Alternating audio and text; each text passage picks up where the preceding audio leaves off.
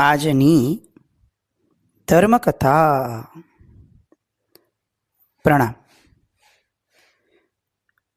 પૃથ્વીચંદ્ર ગુણસાગર કથાનો એક ભવ નામે પદ્મોત્તર અને હરિવેગ. એમાંથી આપણે પદ્મોત્તર રાજકુમારની કથા એ અત્યારે જોઈ રહ્યા છે. સ્વયંવર માટે નીકળ્યા છે અને રસ્તામાં આવી રીતે એક ઋષિમુનિએ બોલાવ્યા અને વનમાલાની આખી કથા કીધી. અને અંતે કહે છે કે હે રાજકુમાર, આ પુત્રીને પરણનાર રાજાધિરાજ થશે. આથી તું આ પુત્રીને પરણી અને મને આ પુત્રીની જવાબદારીમાંથી મુક્ત કર. પદ્મોત્તર કુમારના મનની અંદરમાં હવે પ્રશ્નો ઊભા થવા શરૂ થયા. કારણ કે હવે સામેવાળાનું બોલવાનું જેટલું હતું એ બધું પૂરું થયું. હવે એમાંથી જેટલું નથી સમજાયું એ વિચારવાનો સમય આવ્યો. અને એ બહુ જ વિનમ્ર ભાવે પેલા ઋષિને પ્રશ્ન પૂછવાનો શરૂ કરે છે કે પ્રભુ, આપની બધી જ વાત બરાબર છે. મને જે ગૂંચવણ છે એ છે કે આપ મને કઈ રીતે જાણો છો, એક. અને બીજું, આપ મારી રાહ કેમ જોઈ રહ્યા હતા? આપણે કોઈ દિવસ આ જન્મમાં મળ્યા હોય એવું મને ધ્યાનમાં નથી. તો આ કન્યાને પરણવા માટે હું અહીંયા આવવાનો છું, આવું આપ કઈ રીતે જાણી શક્યા અને કઈ રીતે આપ સમજી શક્યા? કારણ કે હું તો નીકળ્યો છું સ્વયંવરમાં જવા. તો હું આ કન્યાને પરણીશ, હું આવીશ, આવું આપ કઈ રીતે બોલ્યા? ઋષિ હસે છે અને બહુ સરસ વાત કરે છે કે બેટા, તારા પિતાજી જે છે એ એકવાર તારા જન્મના ઘણા સમય પહેલાં આવી રીતે જ યાત્રાએ નીકળ્યા હશે ક્યાંક જવા, અને રસ્તામાં આશ્રમ આવ્યો હતો અને એ વંદન કરવા આવ્યા હતા, શુશ્રૂષા કરવા. એ સમયે એમનું લલાટ જોઈ અને મેં એમને કહ્યું હતું કે આપનો જે સંતાન થશે એ સંતાન બહુ મોટો રાજા થશે. એક, અતિશય પુણ્યશાળી હશે. બે, અને મારી કેટલીક જવાબદારીમાંથી મને મુક્ત કરે એવું મને ભાસી રહ્યું છે. રાજા એ સમયે સ્વીકાર્યું હતું.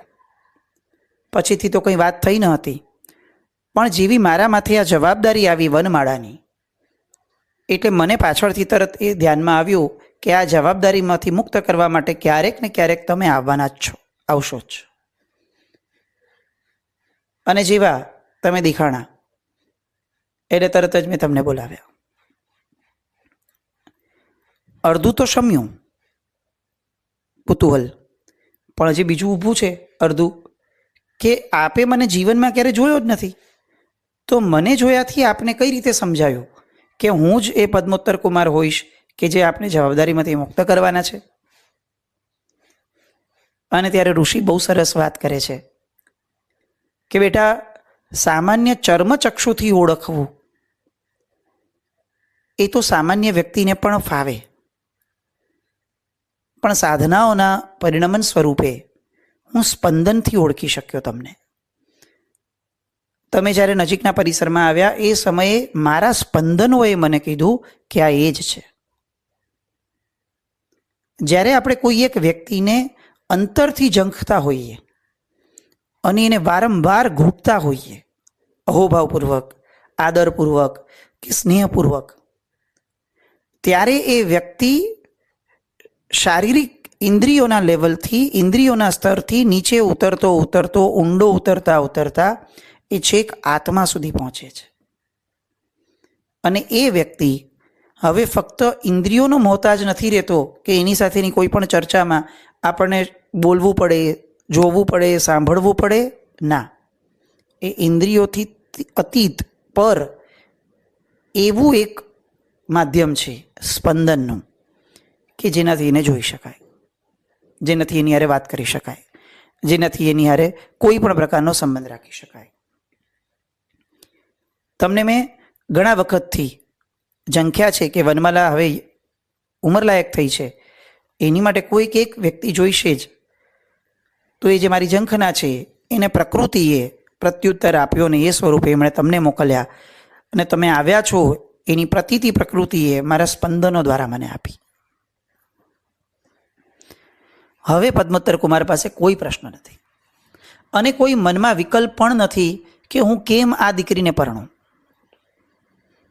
જ્યાં પ્રકૃતિ જ ઈચ્છતી હતી, જ્યાં પ્રકૃતિએ જ સાદ આપ્યો હતો મને અહીંથી આવવાનો, એમને મારા આવવાનો, ત્યાં હવે પ્રકૃતિથી વિપરીત કે વિરુદ્ધ જવું એ તો અશક્ય છે. અને આ પદ્મોત્તર કુમાર એ સમયે પેલા ઋષિની જે ઈચ્છા હતી એ ઈચ્છા પ્રમાણે આ વનમાલા સાથે ગાંધર્વ વિધિથી વિવાહ કરેલા છે. ગાંધર્વ વિધિ એટલે શું? આપણામાંના ઘણા આ શબ્દો પૌરાણિક કથાઓની અંદરમાં સાંભળ્યો હશે. આપણે ત્યાં વિવાહના મુખ્યત્વે 3-4 પ્રકારો હતા. એમાંથી આ ગાંધર્વ વિવાહ નામનો જે પ્રકાર છે એ એવો છે કે જેની અંદરમાં આ બે જ જણા જે લગ્ન કરવાના હોય એ બંને પ્રકૃતિની સાક્ષીએ લગ્ન કરી લે, સ્વજનોની હાજરી વગર પણ અથવા સ્વજનોના કોઈ પણ પ્રકારના અનુમતિના ભાવ વિના. આજે આપણે જેને કાઇન્ડ ઓફ લવ મેરેજ કહીએ છીએ એને એ સમયે ગાંધર્વ વિવાહ કહેવાતા.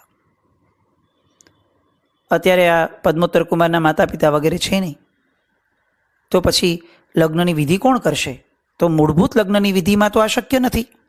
તો આ એક બીજો માર્ગ છે કે ગાંધર્વ વિધિથી લગ્ન કરી લો. એટલે શું? તો કે લગ્નના અધિષ્ઠાયક દેવો કયા? તો કે ગંધર્વ દેવો. એમની સાક્ષીએ હું લગ્ન કરું છું, આવું વિચારવું એ ગાંધર્વ વિધિથી લગ્ન કહેવાય. આમ પણ આ સૃષ્ટિના માલિક ઇન્દ્ર મહારાજા છે અને એમણે અલગ અલગ સેક્ટર આપ્યા છે કે ભાઈ આ સેક્શન, આ ભાગ એના માલિક તમે, એના માલિક તમે, આમ અલગ અલગ જવાબદારી સોંપાઈ હોય એટલે એની જવાબદારી આપીએ. તો લગ્ન નામની પરંપરા જે છે એ ગાંધર્વ વિધિથી લગ્ન કેમ કહેવાય છે કે ગાંધર્વ કક્ષાના દેવો જે છે એ આ લગ્ન નામની વિધિના અધિષ્ઠાયક ગણાય. તો એમની અનુમતિથી, ભાવ અનુમતિથી લગ્ન કરી લઈએ એ ગાંધર્વ વિધિથી લગ્ન. એમણે આ બંને વે લગ્ન કર્યા. ઋષિએ દાયજાની અંદરમાં પદ્મોત્તર કુમારને જે એમની આગળ કેટલીક વસ્તુઓ હતી, સામાન્યથી ઋષિ છે એટલે શું હોય એ આપી અને સાથે સાથે સિદ્ધ વૈતાલી નામની વિદ્યા આપી. ઋષિ છે એમની પાસે શું હોય? ધન સંપત્તિ તો હોય નહીં, તો આ સંપત્તિ હોય વિદ્યાઓની, તો એમાંની સિદ્ધ વૈતાલી નામની વિદ્યા આપી. થોડા સમય પદ્મોત્તર કુમાર ત્યાં રહ્યા અને પછી ઋષિની આજ્ઞા મેળવી કે મારે તો સ્વયંવરમાં જવા માટે હું પિતાની અનુમતિ લઈને નીકળ્યો છું, તો એ કાર્ય માટે તો મારે જવું જ પડશે. ઋષિએ, વનમાળાએ બધા એમને રજા આપી અને એમની આ બધાની આજ્ઞા લઈ અને મથુરા સ્વયંવરમાં ભાગ લેવા આ પદ્મોત્તર કુમાર નીકળી પડ્યા. હવે પોતે મોડા છીએ, કેટલાક દિવસનો બ્રેક એમણે લીધો છે એટલે એમને જવાની ઝડપ, એકલા જ હતા એટલે જવાની ઝડપ એમને ખૂબ વધારી દીધી અને ઝડપના કારણે એ 2 દિવસ પહેલાં, સ્વયંવરના 2 દિવસ પહેલાં ત્યાં પહોંચી ગયા. સ્વાગત કરવામાં આવ્યું, રાજ્યના અતિથિવાસમાં એમને ઉતારો આપવામાં આવ્યો. અલગ અલગ રાજ્યોના અલગ રાજાઓ, રાજકુમારો બધા આવેલા હતા. બધાની ઉચિત સંભાળ લેવામાં આવતી હતી.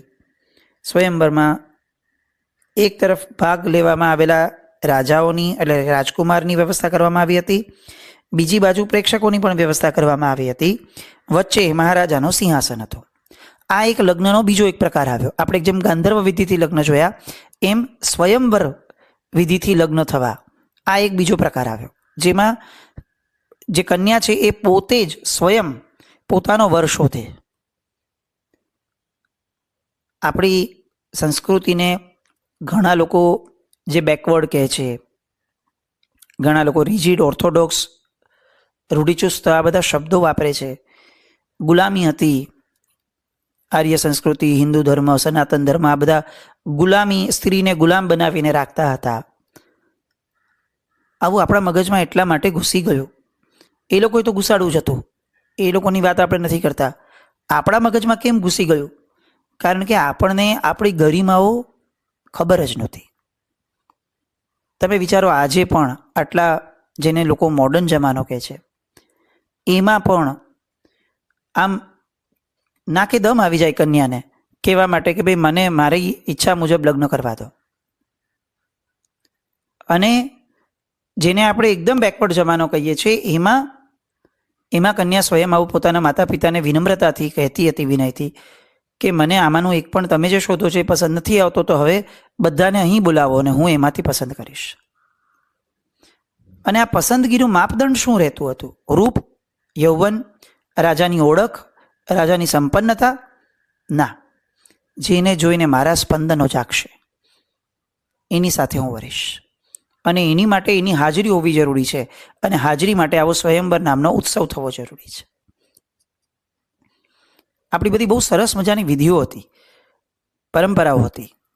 સમજ્યા કર્યા વગર આપણે પશ્ચિમી સંસ્કૃતિને, બહારની વિકૃતિને, આ બધાને એટલી બધી અપનાવી લીધી.